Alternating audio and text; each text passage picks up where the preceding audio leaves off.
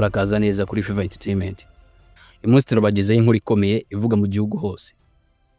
Perezida Paul Kagame yashyizeho Minisitiri w'Intebe mushya Dr Justin Nsengiyumva asimbuye Dr Edouard Ngirente.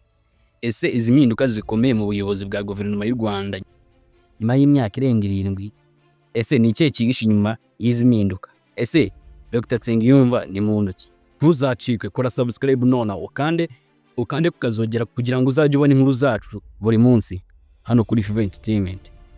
Ku itariki ya 23 Nyakanga 2025 nibwo Perezida wa Repubulika y'u Rwanda Paul Kagame yashyizeho Minisitiri w'Intebe mushya Dr Justin Nsengiyumva binyuze mu itangazo ryashyizwe ahagaragara n'ibiro by'umukuru w'igihugu. Dr Justin asimbuye Dr Edouard Ngirente wari umaze imyaka 7 n'amezi asaga 9 ayoboye guverinoma nk'umuyobozi w'inama y'abaminisitiri. Perezida Paul Kagame yagize ati: ndashimira Dr Ngirente Edouard ku mirimo yakoze mu myaka ishize.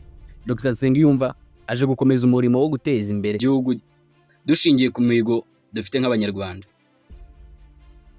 Dr Justin Nsengiyumva azwi cyane mu nzego za politike n'ubushakashatsi. Yaramaze imyaka myinshi muri Minisiteri y'Imari n'Igenamigambi, ndetse akaba yarigeze guhagararira u Rwanda mu biganiro mpuzamahanga bijyanye n'iterambere rirambye.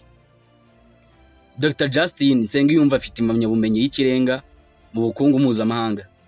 Yayoboye ibikorwa byinshi by'ingenzi birimo ishyirwa mu bikorwa rya NICT1, ndetse kandi yanagaragaye kenshi nk'umwe mu bahanga mu igenamigambi rishingiye ku mibare. Impinduka mu buyobozi si ibisanzwe, ni ubutumwa bukomeye bw'icyerekezo gishya igihugu kiyemeje. Dr Ngirente Edouard yagiye ku butegetsi muri Kamena 2017, ahabwa inshingano zo gufasha perezida mu gushyira mu bikorwa gahunda za guverinoma. Yagize uruhare rukomeye mu gushyirwa mu bikorwa rya Vision 2050, ndetse kandi yarazwe imikorere icisha bugufi yita ku mibereho myiza y'abaturage. Ndetse kandi uyu nguyu Dr Ngirente Edouard yagize uruhare mu kurwanya COVID-19 no mu rugendo rwo gusubukura ubukungu.